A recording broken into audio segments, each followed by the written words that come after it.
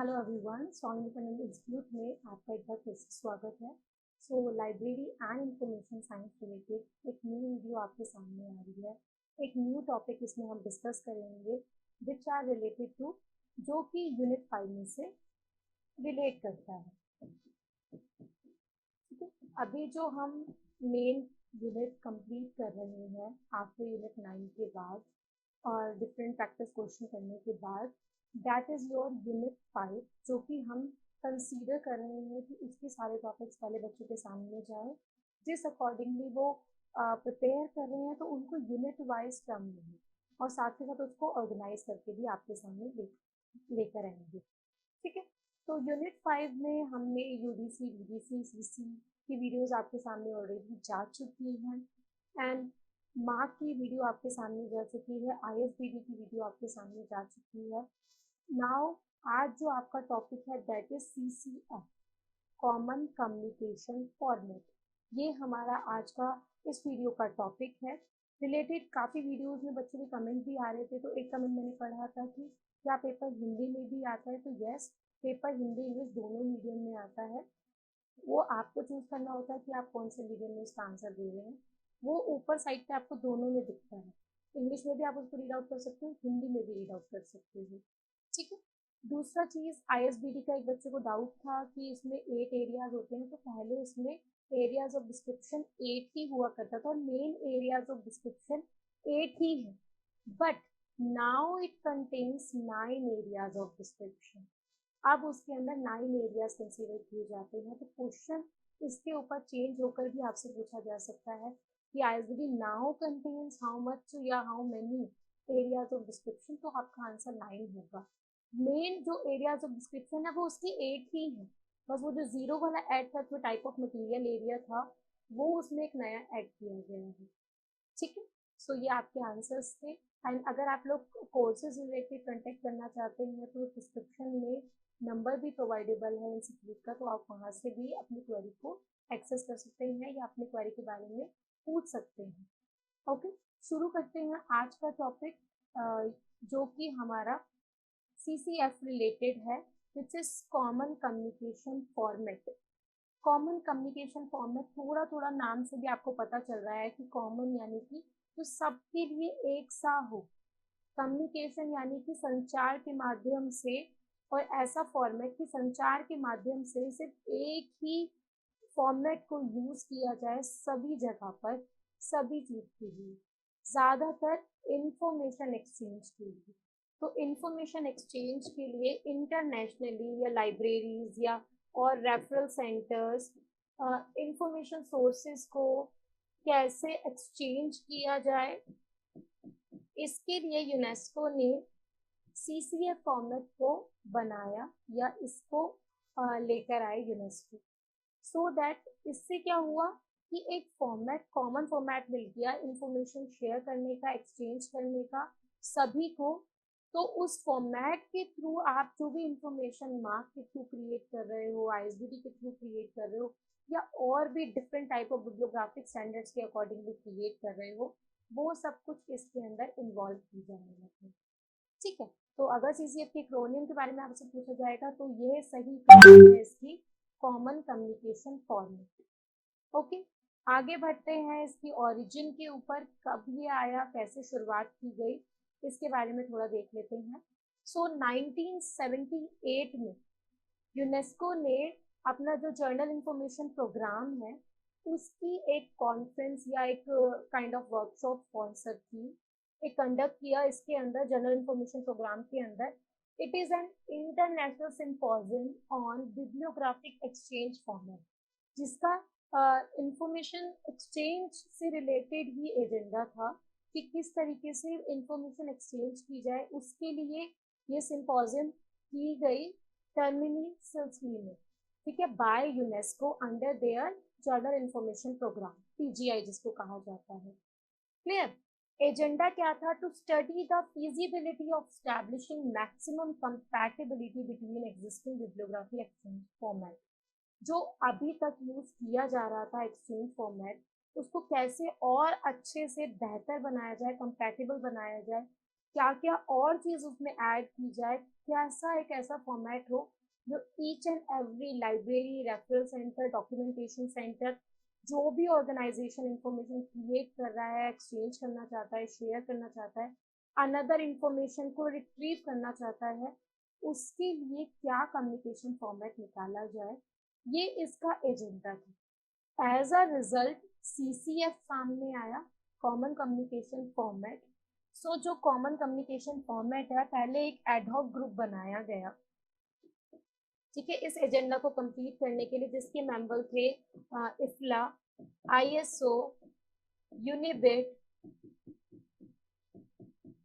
इन सब ने और भी बहुत सारे एसोसिएशन ऑर्गेनाइजेशन ने मिलके एक एडहॉक ग्रुप बनाया, जिसका मेन मोटिव क्या था, CCF का कॉमन कम्युनिकेशन फॉर्मेट में इंफॉर्मेशन डालना, इसकी इंफॉर्मेशन को क्रिएट करना। That is the main agenda. And then first इसका एडिशन CCF का पब्लिश हुआ 1984 में। तो ओरिजिनेट की बात करी जाए तो वो इस सिम्पोजियम में आ चुका था, एक तरह से डिस्कस किया गया था 1978 में, पर जब प्रॉपर बनकर उसका फर्स्ट एडिशन पब्लिश हुआ, एक प्रॉपर फॉर्मेट जब सामने आया, that is in year 1984, and second edition जो उसका आया है दैट इज इन 1988। तो ईयर अकॉर्डिंगली अगर क्वेश्चन देखा जाए तो बहुत ही बार क्रोनोलॉजिकली अरेंज लगाने के लिए क्वेश्चन आया हुआ है। ISBD, CCF, मार्क, FRBR, इनको आप अरेंज कीजिए, तो उनके लिए आपको ईयर्स का पता होना ज़रूरी है, और उसी अकॉर्डिंगली मैं उनको आपके सामने लेकर आ रही हूँ, ताकि जैसे ही वीडियोस आ रही हैं आपको पता चलता रहे, कहीं ना कहीं आपके माइंड में ये क्लिक हो जाएगा कि पहले ये आया था, फिर ये आया था, फिर ये आया था। तो ये हेल्पफुल होता है आपको क्रोनोलॉजिकल रिलेटेड जो भी आपके टॉपिक्स हैं उनको सॉल्व करवाने के लिए। क्लियर? तो ये इसके ओरिजिन रिलेटेड था। अब पढ़ते हैं what is CCF, but CCF के अंदर क्या क्या चीज़ें इन्वॉल्व की गई, क्यों ये अलग से एक बिब्लियोग्राफिक स्टैंडर्ड बना, क्या है इस फॉर्मेट के अंदर, क्या है इसका स्ट्रक्चर, जिसके ऊपर टाइमली क्वेश्चंस देखने को मिलते हैं। ओके, सो अभी आपके सामने आ रहा है अबाउट CCF के बारे में पढ़ते हैं हम। The structure of the format conforms to international standard ISO 2709। ये जो ISO नंबर है, इसका स्टैंडर्ड नंबर है दैट इज 2709, जो कि मार्क का भी ISO के नंबर होता है, उसी के अंदर इस फॉर्मेट का स्ट्रक्चर डिफाइन किया गया।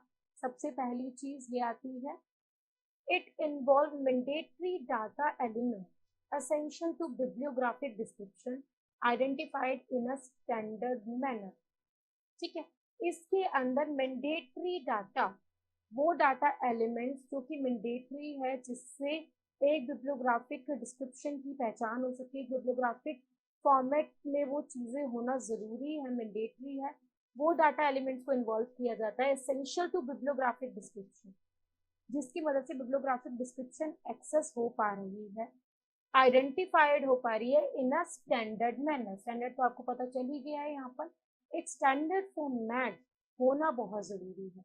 पता तो और भी तरीके से चल सकता है, बट एक फॉर्मेट अलग से सिर्फ और सिर्फ बिब्लियोग्राफिक डिस्क्रिप्शन की डाटा एलिमेंट्स को अरेंज करने के लिए बनाए जाने का मोटिव ही यही है कि वो एक स्टैंडर्डाइज फॉर्म में आपको मिल सके, एक ही जगह पे मिल सके, बार बार हर जगह अलग अलग चीज़, कोई किसी और के ऊपर वो प्रिपेयर कर रहा है, कोई किसी और के ऊपर, तो वहाँ पर शेयरिंग, रिट्रीवल, डिसैमिनेशन में प्रॉब्लम आती है। इसके लिए एक कॉमन फॉर्मेट आना ज़रूरी था, जो यूनेस्को लेकर आए अंडर देयर PGI प्रोग्राम में। ठीक है, to provide a bridge between major existing international exchange formats. आप देखिए, पहले जो यूज किए जा रहे हैं वो फॉर्मेट्स, और जिनको इन्फॉर्मेशन चाहिए वो फॉर्मेट, तो CCF एक कॉमन ब्रिज हो गया उन दोनों के बीच, ताकि वो एक ही फॉर्मेट दोनों यूज करके जिसको रिट्रीव करनी है इंफॉर्मेशन वो रिट्रीव भी कर सके, और जिसको शेयर करनी है वो शेयर भी कर सके, अलग से उसको बहुत सारे टर्म्स या और भी डिफरेंट स्टैंडर्ड फॉर्मेट्स का यूज ना करना पड़े। तो उसके लिए एक ब्रिज बनाने के लिए, किस तरीके से एक मिडल वे लेके आने के लिए CCF को लाया गया। क्लियर?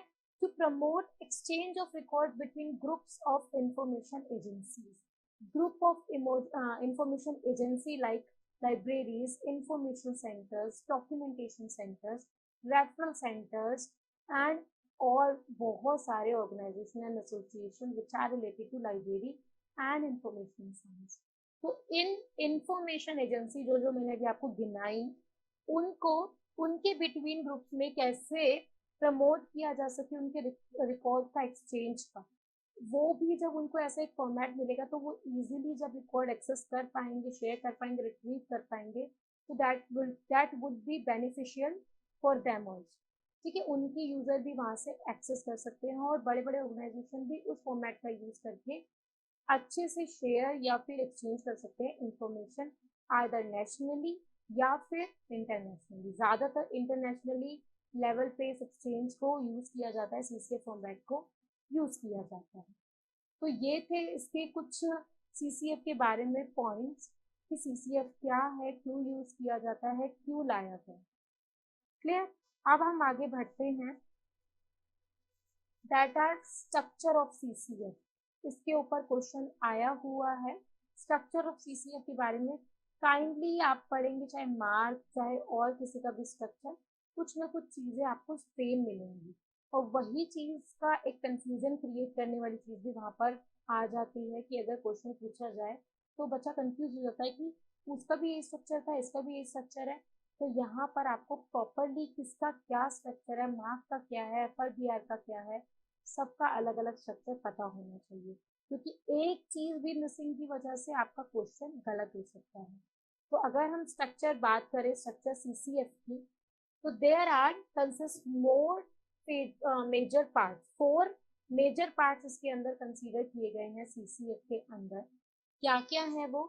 रिकॉर्ड लेबल सबसे पहला part, second is directory, third one is data fields and the fourth one is record separated। ये चार जो 4 मेजर पार्ट्स है सीसीएफ स्ट्रक्चर के, ये हमने यहाँ पर पढ़े। पहला है आपका record label, second one is your directory, third one is your data fields and fourth is your record separator. थोड़ा बहुत नाम से भी आपको पता चल रहा होगा, इसी को थोड़ा सा और इलैबोरेट करते हैं। क्या स्ट्रक्चर सीसीएफ फॉर्मेट के अंदर आता है, क्या इस चीज़ के बारे में इंफॉर्मेशन हमें मिलती है। सबसे पहला आ रहा है आपका रिकॉर्ड लेबल।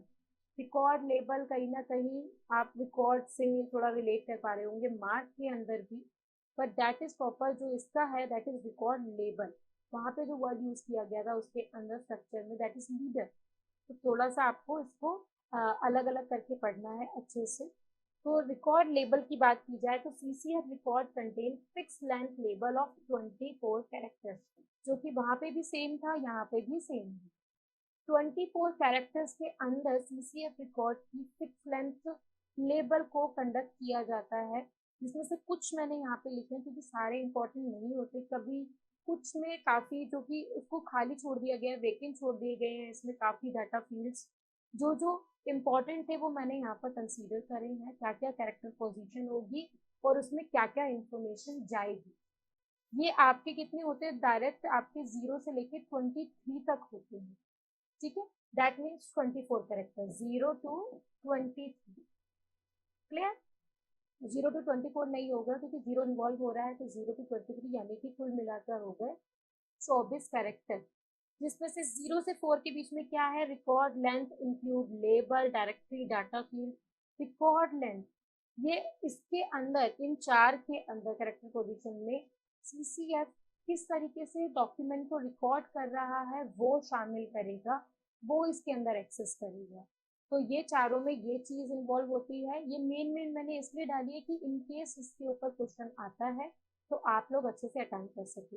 बीच में जो जो पॉइंट्स छूटे हुए हैं उनमें ज़्यादातर यही था कि जिनको जिस फाइल को यूज़ नहीं किया जाता या कि वो वेकेंट होते हैं, उनमें कोई भी एलिमेंट नहीं है, वो खुद से प्रिपेयर होंगे। ठीक है, देन 5 था उसके अंदर रिकॉर्ड स्टेटस। रिकॉर्ड का स्टेटस क्या है, किस टाइम पे वो हुआ, क्या उसका स्टेटस है प्रॉपर, वो जो रिकॉर्ड होगा वो 5 के अंदर होगा। 7 में आपका होगा bibliographic level. What is the bibliographic level? Bibliographic level क्या है उस पर्टिकुलर डॉक्यूमेंट का जो आप सीसीएफ में एंटर कर रहे हो, उसका जो डाटा फील्ड होगा वो इसके अंदर होगा। और इस तरीके से कुल मिला के सारे कैरेक्टर पोजीशंस को मिलाकर एक रिकॉर्ड लेबल प्रिपेयर किया जाता है सीसीएफ से, जो कि एक तरह से पहचान होती है उस डॉक्यूमेंट की जो कि आप सीसीएफ के अंदर एंटर कर रहे हैं। Clear? That are related to your record level, जो कि आपका फर्स्ट स्ट्रक्चर का पार्ट था, रिकॉर्ड लेबल।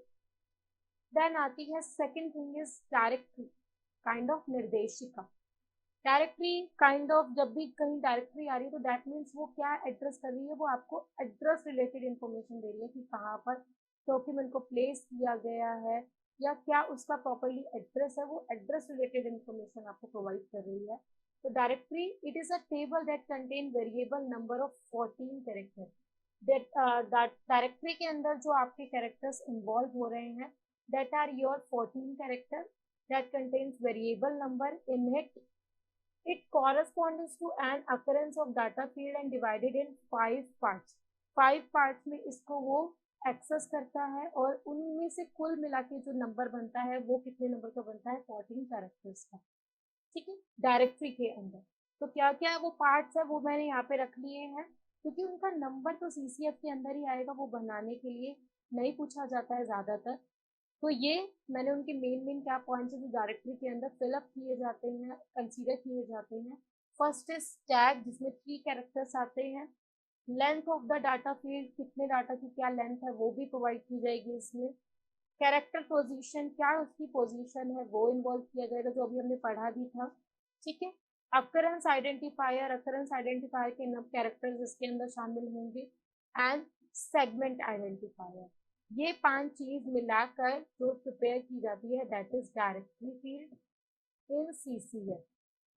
क्लियर? तो ये 5 टॉपिक्स के अकॉर्डिंगली डायरेक्टरी को प्रिपेयर किया जाता है, जो कि कितने कैरेक्टर्स कंसिस्ट करती है, 14 कैरेक्टर्स है।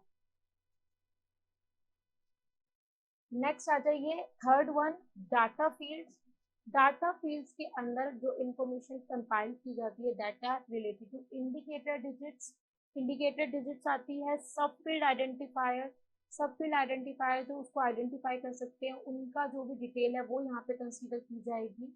सब फील्ड वेरिएबल्स, जितने भी सब फील्ड वेरिएबल्स उसके अंदर इन्वॉल्व है डाटा या डॉक्यूमेंट रिलेटेड, वो यहाँ पे कंसीडर किए जाएंगे। एंड द लास्ट में फील्ड सेपरेटर, कौन कौन सी फील्ड में वो बिब्लियोग्राफिक डिटेल्स को कंपाइल किया जाएगा, डिफरेंस किया जाएगा कि कौन सा किस फील्ड सेपरेटर के अकॉर्डिंगली आ रहा है, वो यहाँ पर कंसिडर किया जाता है और इनको मिला के डाटा फील्ड्स प्रिपेयर किया जाता है। The last one which is your fourth one, जो लास्ट में दिख रहा है आपको, रिकॉर्ड सेपरेटर। दैट मीन्स जो record label data field directory के अंदर आपने इंफॉर्मेशन अवेलेबल की, यहाँ से वो सेपरेट की जाएगी डिफरेंट डाटाबेसेस के थ्रू, डिफरेंट फॉर्मेट्स के थ्रू। जो भी उस बिब्लियोग्राफिक डिस्क्रिप्शन का मटेरियल है, टाइप है, मटेरियल का टाइप, वो उसके अंदर सेपरेट किया जाएगा bye using record separator, which is the fourth part of the structure of CCF format. ठीक है, तो ये इसके स्ट्रक्चर थे सीसीएफ के अंदर जो हमने पढ़े। Clear? That are related to the part CCF. क्या क्या सीसीएफ में आता है, क्या क्या चीज़ें इन्वॉल्व की गई है इसके अंदर। तो एक बार इसका प्रीव्यू ले लेते हैं कि क्या क्या चीज़ें इसमें कंसीडर की गई है, क्या क्या हमने सीसीएफ में पढ़ा। सीसीएफ यानी कि कॉमन कम्युनिकेशन फॉर्मेट। 1978 में यूनेस्को द्वारा इसके ऊपर ये क्वेश्चन आया हुआ है कि सीसीएफ फॉर्मेट किसने डेवलप किया, कौन लेकर आया, कौन सी एजेंसी इसके साथ एसोसिएट है, तो वो यूनेस्को होगी।